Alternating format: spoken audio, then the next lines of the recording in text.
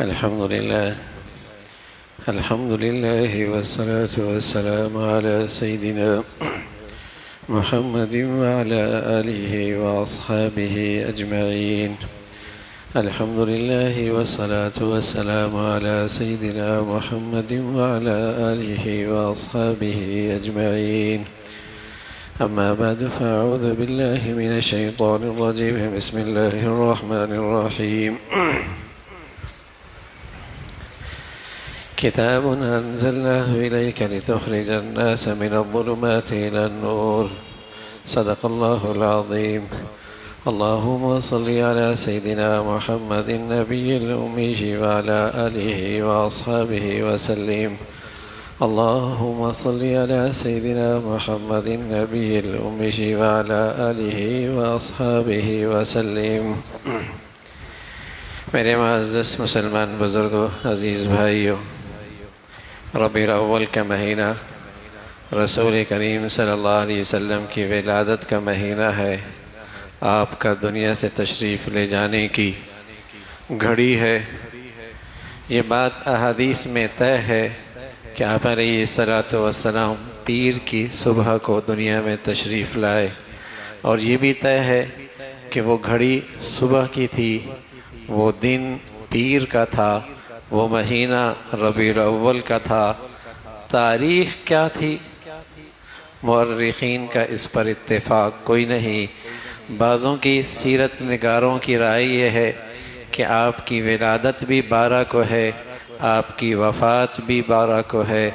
بعض مورخین کا لکھا ہے کہ آپ کی ولادت 9 کو ہے اور آپ کی وفات 12 کو ہے. اب تو جدید طریقے موجود ہیں، 5000 سال پہلے کی تاریخی بھی طے ہو سکتی ہے اور اس میں کوئی اشکال نہیں ہو سکتا. حدیث میں جب پیر کا دن طے ہے اور حدیث میں جب ربیع الاول طے ہے اور جب احادیث کے اندر فجر کا وقت طے ہے، تو پھر مورخین اپنی ان تاریخی اور جدید شکلوں کی صورت میں بتاتے ہیں کہ آپ کی ولادت 9 کو ہے اور آپ کی وفات 12 کو ہے. یہ تو رسول کریم صلی اللہ علیہ وسلم کی ولادت کا اور آپ کا دنیا میں آنا ہے. اللہ رب العزت نے یہ بتایا ہے کہ آپ دنیا میں آپ کی آمد کیوں ہوئی ہے، آئے کس لیے. لِتُخْرِجَ النَّاسَ مِنَ الظُّلُمَاتِ إِلَى النُّورِ. آپ کی آمد اس لیے ہوئی ہے تاکہ آپ اندھیروں سے دنیا کو روشنی کی طرف لے کے آئے. وہ اندھیرے جسے جاہلیت سے تعبیر کیا جاتا ہے، تاریک دور بھی تاریک تھا، خیالات بھی تاریک تھے. اور جب آپ تشریف لے آئے اور آپ کی تعلیمات کا نور پھیلا تو وہ دور روشن دور ہوا اور اس دور کے لوگ بھی روشن خیال ہوئے. وہ روشن خیال بھی تھے، روشن ضمیر بھی تھے، کردار بھی ان کا بڑا روشن تھا، ان کا کریکٹر اور سیرت بھی بڑی پر نور تھی. تو رسول کریم صلی اللہ علیہ وسلم کی آمد کا مقصد کیا ہے؟ لِتُخْرِجَ النَّاسَ مِنَ الظُّلُمَاتِ إِلَى النُّورِ. ہم نے آپ کو بھیجا ہے تاکہ لوگوں کو آپ اندھیروں سے روشنی کی طرف لے کے آئے. تو وہ اندھیرے جسے ہم تعبیر کرتے ہیں جاہلیت سے، تاریک دور، قرآن نے یہ بات بتلائی ہے کہ جاہلیت اولا، اور عربی میں جہاں اولا آتا ہے اس بات کی طرف توجہ دلائی جاتی ہے کہ یہ جاہلیت کا دور پھر بھی آئے گا، یہ جاہلیت کا دور پھر بھی آئے گا. نبی کی تعلیمات کا نور آنے سے پہلے دنیا تاریکی میں تھی، جاہلیت کا دور تھا، اور جہاں سے نبی کا تعلیمات کا نور نکلے گا وہ دور پھر جاہلیت کا ہو جائے گا. وہ زندگیاں پھر تاریخ خیال زندگیاں ہوں گی، وہ زندگیاں پھر جاہلیت کی زندگی ہوگی. آپ کے آنے سے پہلے بھی دور جاہلیت کا تھا، آپ نے اس دور کو روشن کر دیا۔ وہاں کے لوگ روشن خیال بھی ہوئے، روشن ضمیر بھی ہوئے۔ تو ہم دیکھتے ہیں کہ آپ کی آمد سے پہلے وہ کون سا تاریکیاں تھیں، وہ کون سا جاہلیت کے دور کا نقشہ تھا، وہ کون سے اندھیرے تھے جسے قرآن کہتا ہے من الظلمات الی النور۔ آپ دنیا کو اندھیروں سے روشنی کی طرف لے کے آئیں تاکہ ہم آج پھر دیکھ لیں کہیں آج ہم پھر ان اندھیروں میں زندگی تو نہیں گزار رہے۔ پھر وہ جو قرآن نے ایک پیشن گوئی کی ہے کہ ایک دور پھر جاہلیت کا ہوگا، کہیں پھر وہ دور آ ہی تو نہیں گیا۔ تو ہم دیکھیں رسول کریم صلی اللہ علیہ وسلم کی آمد سے پہلے دنیا کا عالم یہ تھا، دنیا میں شرک موجود تھا۔ ان الشرک لظلم عظیم، شرک بہت بڑا اندھیرا ہے، شرک بہت بڑا ظلم ہے، شرک بہت بڑی تاریکی ہے۔ تو یہ جاہلیت کے زمانے کا ایک اندھیرا ہے، تاریکی ہے، ظلمت تھی، وہاں شرک کے اندھیرے موجود تھے۔ اور آج اس دور کے اندر بھی شرک کی نہ جانے کتنی شکلیں موجود۔ وہاں مجسمہ سازی تھی، بڑے بڑے مجسمے لگائے جاتے تھے، بڑی بڑی مورتیاں لگائی جاتی تھی، ان کے گھر تصویروں سے اور مجسموں سے خالی نہیں ہوا کرتے تھے۔ اور آج پھر دیکھی ہے مجسمہ سازی کا کیا دور لوٹا ہے، مجسمہ سازی کا اور تصویر سازی کا کیا دور لوٹا ہے۔ اس جاہلیت میں شرک تھا، آج دیکھ لیجئے اس دور میں مجسمہ سازی دی، آج پھر دیکھ لیجئے اس جاہلیت کے دور کے اندر کتے سے بڑی محبت۔ رسول کریم صلی اللہ علیہ وسلم جب مدینہ منورہ تشریف لائے تو آپ نے جب اس حالت کو دیکھا فرمایا جس کتے کو دیکھو اسے مار دو۔ صحابہ فرمانے لگے کوئی عورت دیہات سے آتی اور اس کے ساتھ اس کا کتا ہوتا اور دیہات میں کتے کی ضرورت پڑتی ہے تو ہم اسے بھی مار ڈالتے۔ پھر رسول کریم صلی اللہ علیہ وسلم نے اس میں نرمی لائی، فرمایا علیکم بالاسود البہیم، اب صرف کالے کتے کو مارنا ہے۔ اب اس پر تشدد آیا کہ کالے کتے کو نہیں چھوڑنا۔ اور جب دیکھا کہ اب مسلمانوں کے دلوں سے اس کی محبت کم ہوئی تو آپ نے فرما دیا اب اس کا دیکھنا جس برتن میں یہ منہ ڈالے یہ پاک نہیں ہوگا جب تک کہ تم اسے 7 مرتبہ نہ دھو لو۔ ایک مرتبہ مٹی سے مانج کر لینا اور اسے 7 مرتبہ دھو لینا پھر پاک ہوگا۔ اور بتا دیا اس کا لعاب جہاں بھی لگے گا وہ جگہ ناپاک ہو جائے گی۔ رسول کریم صلی اللہ علیہ وسلم نے اس کی نفرت اتنی دلائی، فرمایا میں زندگی بھر اس گھر میں نہیں داخل ہوں گا جس گھر میں کتا ہو۔ اس جاہلیت کا دور میں شرک تھا، مجسمہ سازی تھی، کتوں سے بہت پیار تھا۔ وہ جاہلیت اولا بھی کیا کتوں سے پیار کرے گی جتنا آج جدید جاہلیت کتوں سے پیار کرتی۔ جتنا اس دور میں کتوں کے حقوق کا تذکرہ ہے اور اس کا تحفظ ہے وہ جاہلیت اولا بھی کیا کرتی ہوگی۔ اس جاہلیت اولا سے رسول کریم صلی اللہ علیہ وسلم انسانیت کو نکالنے کے لیے آئے کہ شرک کی تاریکی ہے، توحید کی نور کی طرف آؤ۔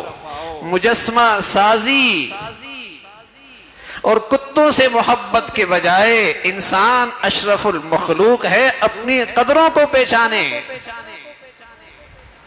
اس تاریک دور سے جس سے اللہ کے نبی نکالنے آئے وہاں سود خوری تھی، سود خور تھے اور سود خوری پہ فخر کیا کرتے تھے۔ اور اس جاہلیت کے دور میں جو اندھیرے اور تاریکیاں تھیں وہاں جوا کھیلا جاتا۔ اور آج معیشت میں جوئے کی کتنی شکلیں سرایت کر چکی ہیں، کتنی نئی نئی صورتیں ہمارے معاشرے میں رواج پا چکی ہیں۔ سود لینے والا اللہ کے نبی نے فرمایا سود لینے والا، سود دینے والا، سود کھانے والا اللہ کے غضب کا مستحق ہے۔ اور دو جگہ پہ عجیب اللہ کی شان ہے، فرمایا جو شخص سود خور ہے اس سے بھی میری طرف سے اعلان جنگ ہے، اور جو میرے ولی اور پیارے سے دشمنی کرتا ہے اس سے بھی میری دشمنی کا اعلان ہے۔ آپ کہیں گے کتنے سود خور ہیں اور کتنے اللہ کے پیاروں کے دشمن ہیں، لیکن اللہ کی اس اعلان جنگ کا اثر تو نظر نہیں آتا۔ وہ پھر بھی کھا رہے ہوتے ہیں، پی رہے ہوتے ہیں، عیاشیاں کر رہے ہوتے ہیں، دنیا میں دندنا رہے ہوتے ہیں۔ میرے عزیزو، جو جنگ ہوتی ہے تو آپ جانتے ہیں سامنے والے کی سب سے قیمتی چیز لی جاتی ہے، جانتے ہیں سب سے قیمتی چیز اس کی لی جاتی ہے۔ دوران جنگ اس کی سب سے قیمتی چیز کو نقصان پہنچایا جاتا ہے۔ اللہ کے ہاں، اللہ کے ہاں سب سے قیمتی چیز اللہ کا دین ہے، اللہ کا دین ہے۔ اور جو آدمی اللہ کے مقابلے میں جنگ کے لیے آئے گا اللہ اسے لا دین اور بے دین بنا دے گا، اور اس کا خاتمہ ایمان کے بغیر ہو، بغیر ایمان کے مرتا ہے جو اللہ سے اعلان جنگ کے لیے تیار ہوتا۔ تو زمانہ جاہلیت میں سود خوری تھی، جوا تھا، اور شراب نوشی تھی، شراب نوشی تھی۔ رسول کریم صلی اللہ علیہ وسلم فرمایا کرتے تھے پھر جاہلیت کا دور لوٹے گا، لوٹے گا۔ وَأَكَلُوا الرِّبَا وَشُرِبَ الْخَمُورِ، لوگ شرابی پیئیں گے اور لوگ سود کھائیں گے۔ اکل الربا وشرب الخمور، شرابی پی جائیں گی، لوگ سود کھائیں گے۔ شراب پینا بھی اسٹیٹس بن جائے گا اور سود کھانا بھی فخر کی چیز بن جائے گی۔ یہ زمانہ جاہلیت کی تاریکیاں ہیں جس کے لیے اللہ کی نبی کی آمد ہوئی ہے کہ آپ انسانیت کو ان اندھیروں سے نکالیں۔ اور آپ جس اندھیرے سے نکالنے کے لیے تشریف لائے، جن اندھیروں سے آپ نکالنے کے لیے تشریف لائے، انہی میں یہ بات بھی تھی وَلَا تَبَرَّجْنَا تَبَرُّجَ الْجَاهِلِيَّةِ الْأُولَى۔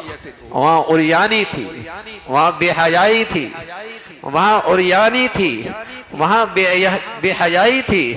اللہ کا کلام کہہ رہا تم جاہلیت اولا کی طرح جہالت نہ کرنا، تم جاہلیت اولا کی طرح جہالت نہ کرنا۔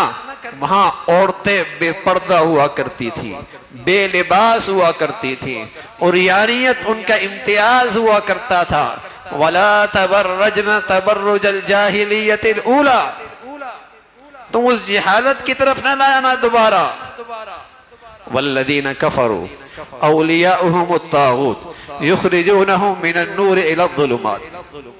اللہ کے نبی آئے، اللہ کے نبی آئے، انہوں نے سود کے اندھیرے اس سے انسانیت کو بچایا، ظلم کے اندھیروں سے بچایا، شرک کے اندھیروں سے بچایا، مجسمے کے اندھیروں سے بچایا، کتوں کی محبت کی ظلمت سے بچایا، اور بے حیائی اور فحاشی کے اندھیروں سے بچایا، سود خوری کے اندھیروں سے بچایا۔ اللہ کہتا ہے کافر کیا چاہتے ہیں، طاغوت کیا چاہتا ہے، کافر کیا چاہتے ہیں، طاغوت کیا چاہتے ہیں۔ والذین کفروا اولیاؤہم الطاغوت یخرجونہم من النور الی الظلمات۔ کافر طاغوت یہ چاہتا ہے تم پھر ان اندھیروں کے اندر زندگی گزارنے لگو، پھر تم سود خور بن جاؤ، پھر تمہارے ہاں جوئے کے رواج ہو جائے، پھر تمہارے معاشرے اور سوسائٹی اور تہذیب میں کتوں سے محبت ہو، پھر تمہاری تہذیب اور معاشرت بے حیائی اور فحاشی پہ کھڑی ہو جائے، پھر تمہارے معاشرے کے اندر پھر عریانیت شروع ہو جائے۔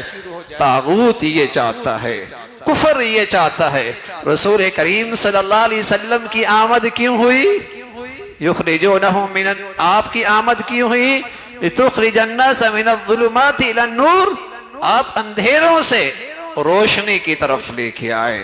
وہاں لوٹ مار تھی، وہاں جھوٹ تھا، وہاں دوسروں کے مالوں پہ ناجائز قبضے تھے، وہاں دوسروں کے مال پر ناجائز تصرف تھا، بتائیے آج دوسروں کا ناحق مال لینے کی کتنی شکلیں ہمارے بازاروں میں ہیں، آج ہماری سوسائٹیوں میں دوسروں کے ناحق مال لینے کی کتنی صورتیں موجود ہیں، اور یہ بھولا بھالا مسلمان بھی بڑا ہی بھولا بھالا ہے۔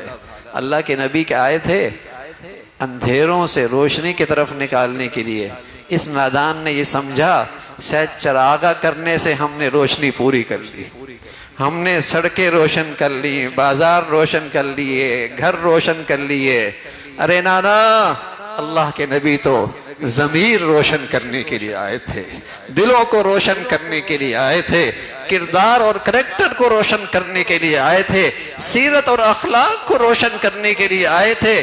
اس نے بازار تو روشن کر لیے لیکن جھوٹ کی ظلمت ختم نہیں کی، خیانت کی ظلمت ختم نہیں کی، سود خوری کی لعنت ختم نہیں کی، بے حیائی فحاشی اور یعنی کی لعنت ختم نہیں کی، اور یہ نادان سمجھنے لگا میں نے اللہ کی نبی کی محبت کا حق ادا کر دیا۔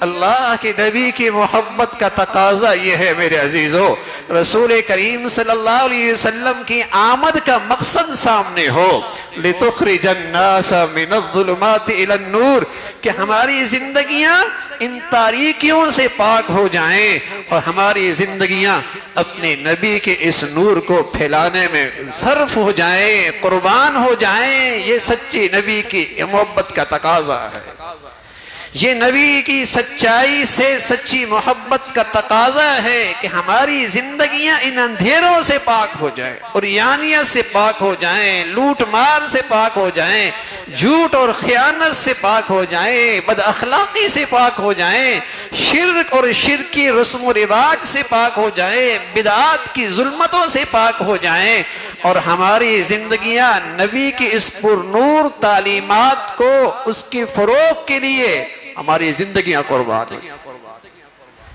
اس لیے کہ رسول کریم صلی اللہ علیہ وسلم نے بتایا کہ جاہلیت اولا تھی اور اس جاہلیت اولا کو میں نے ختم کیا ہے، اور پھر جاہلیت اخرى آئے گی اور اس جاہلیت اخرت کو میری امت ختم کرے گی۔ میرے سچے پیروکار اور عشاق اس جاہلیت ثانویہ، جاہلیت اخرى کو ختم کریں گے، یہ اس امت کی ذمہ داری ہے۔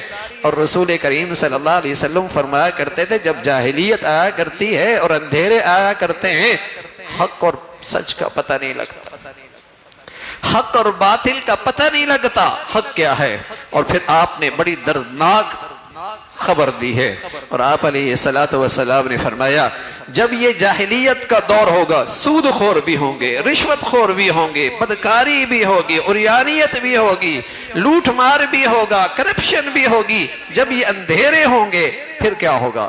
فرمایا پھر ایسا دور آئے گا، یصبح الرجل مؤمنا ویمسی کافرا ویمسی مؤمنا ویصبح کافرا، آدمی صبح مسلمان ہوگا اور شام ایمان سے خالی ہوگا، شام کو آدمی مسلمان ہوگا اور صبح آدمی غیر مسلم ہوگا۔ اسے اندھیروں میں پتہ ہی نہیں لگے گا کہ ایمان دل سے نکل گیا۔ آخری بات ایک بڑی حقیقت کی سمجھاتا ہوں، اللہ کرے ہمیشہ پیش نظر رہے۔ آپ دیکھیے شیطان نے ایک سجدے کا انکار کیا، ایک سجدے کا حکم ملا سجدہ کر، انکار کر دیا، کیا بن گیا؟ کافر بن گیا، کافر بن گیا۔ بھائی ایک سجدے کا انکار، میں فجر بھی نہ پڑھوں، ظہر بھی نہ پڑھوں، عصر بھی نہ پڑھوں، عشاء بھی نہ پڑھوں، نہ جانے کتنے سجدے چھوڑتا ہوں، ٹھیک ہے، کافر تو مسلمان نہیں ہوگا، یہ مسلمان کافر تو نہیں ہوگا۔ فرق کیا ہے؟ اس نے اتنے سجدے چھوڑے، یہ کافر نہیں بنا، کبیرہ گناہ کیا، ڈرنے کی بات ہے کہیں کفر نہ آ جائے، لیکن کافر نہیں ہوا، مرا تو اس بے نمازی کا جنازہ پڑھا جائے گا، اس بے نمازی کو مسلمانوں کے قبرستان میں اس کی تدفین ہوگی، یہ مرے گا، اسے کفن دفن کا سارا انتظام مسلمانوں کا سا ہوگا۔ ایک شیطان نے ایک سجدے کا انکار کیا، کافر ہو گیا، یہ مسلمان اتنے سجدے نہیں کرا پھر بھی مسلمان کرایا۔ وجہ کیا ہے؟ وجہ یہ ہے میرے عزیزو، اس شیطان نے کہا تھا یہ جو اللہ کا حکم ہے نا، یہ جو اللہ کا حکم ہے یہ خلاف مصلحت ہے، یہ اللہ کا حکم ٹھیک نہیں ہے، یہ خلاف مصلحت ہے کہ ایک چھوٹی چیز بڑی چیز کو کیسے سجدہ کر، یہ خلاف مصلحت ہے۔ میرے عزیزو، سود خور ہو، شراب پیتا ہو، چوری کرتا ہو، ڈاکہ مرتا ہو، بے نمازی ہو، جب تک ان گناہوں کو گناہ سمجھے گا، جب تک بے پردگی اور عریانی کو گناہ سمجھے گا، شرمندہ ہوگا، اللہ غلط ہو گیا ہے مجھے توبہ کی توفیق دے دے، تب تک کو ان گناہوں کے ساتھ بھی وہ مسلمان ہی رہے گا۔ لیکن میرے عزیزو، اگر کسی اللہ کے حکم کے بارے میں یہ کہہ دیا کہ آج کے دور میں سود سے بچنا خلاف مصلحت ہے، اگر یہ کہہ دیا آج کے دور میں چور کے ہاتھ کاٹنا خلاف مصلحت ہے، آج کے دور میں زانی کی سزا کوڑے یہ خلاف مصلحت ہے، آج کے دور میں قاتل کی سزا قصاص یہ خلاف مصلحت ہے، تو یہ رسول کریم صلی اللہ علیہ وسلم کی اس پر نور تعلیمات کا انکار ہے۔ اور جب اللہ اور اللہ کے رسول کی تعلیمات کا انکار کرتا ہے پھر آدمی مسلمان نہیں رہتا، پھر مسلمان نہیں رہتا۔ اور رسول کریم صلی اللہ علیہ وسلم نے اسی خطرے سے آگاہ فرمایا، آدمی صبح مسلمان ہوگا، شام کافر ہوگا، شام مسلمان ہوگا، صبح کافر ہوگا، اللہ کے احکامات میں صرف کوتاہی نہیں کرے گا، انکار کر دے گا، اللہ کے حکموں کو خلاف مصلحت خلاف عقل سمجھنے لگے گا، اس سے ایمان کی روح، ایمان کا ذرہ وہ بھی اس کے اندر نہیں رہتا۔